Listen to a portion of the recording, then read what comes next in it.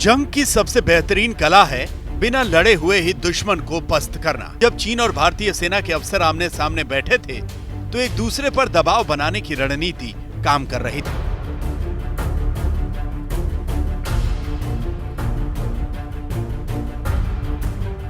करगिल युद्ध के बाद लद्दाख इलाके में सबसे बड़े सैन्य जमावड़े के बीच दोनों देशों के फौजी अफसरों की बैठक बेहद अहम रही। ये बातचीत दोपहर 12 बजे शुरू हुई और करीब 3 घंटे तक चली। बैठक में भारतीय दल का नेतृत्व कर रहे थे 14 corps commander lieutenant general Harinder Singh. तो चीन की फौज से शिनजियांग मिलिट्री कमांड के कमांडर मेजर जनरल लियू लिन मौजूद थे।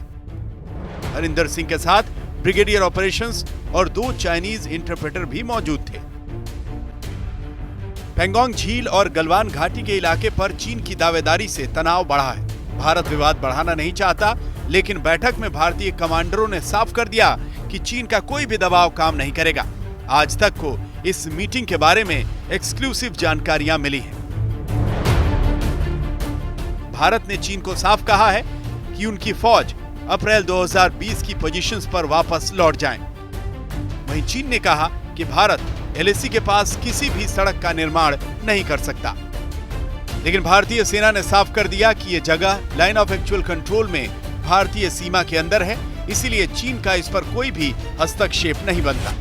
लद्दाख में पिछले 1 महीने से ज्यादा वक्त से चली आ रही सैन्य तनातनी के बीच भारत और चीनी सैन्य कमांडरों के बीच मोल्डो में 2 घंटे से ज्यादा लंबी बैठक चली। बैठक के दौरान भारतीय सैन्य कमांडरों ने चीन से सैन्य जमावड़ा खत्म करने की बात कही, तो चीन ने सरहद पर भारत के निर्माण कार्यों को रोकने के लिए कहा। इसके बाद 14 core commander lieutenant general Harinder Singh अब पूरे मामले की विस्तृत रिपोर्ट सेना मुख्यालय को भेज रहे हैं, जहां पर सेना प्रमुख जनरल मनोज मुकुंद नरवणे इस पूरे मामले पर विदेश मंत्रालय और सरकार के साथ मिलकर आगे की रणनीति तय करेंगे। सूत्रों के मुताबिक इस बैठक में पेंगोंग झील, फिंगर 4 और फिंगर 5 में चीन के बढ़ते हुए दबाव और तैनाती पर बात हुई। चीन ने जो टेंट और कैंप के साथ परमानेंट स्ट्रक्चर बनाया है, उसके बारे में बातचीत की गई। बैठक करीब 3 घंटे चली।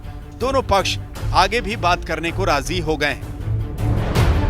इस मीटिंग के खत्म होने के बाद 14 कोर कमांडर हरिंदर सिंह ने पूरी briefing northern army commander lieutenant general Y K Joshi, director general military operations और भारतीय सेना के प्रमुख जनरल एम नरवणे को दी। यही जानकारी राष्ट्रीय सुरक्षा सलाहकार अजीत डोभाल और प्रधानमंत्री कार्यालय को सौंपी गई। चीन और भारत 2 ऐसे पड़ोसी हैं जिनके बीच परस्पर विरोध का एक लंबा इतिहास रहा है।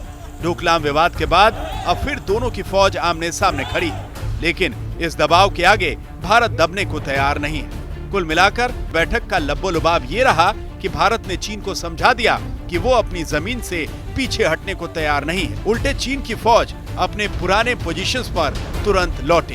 हालांकि बैठक पॉजिटिव नोट पर खत्म हुई है। अच्छी बात यह है कि दोनों देश बातचीत के रास्ते इस मसले को सुलझाने को तैयार हैं।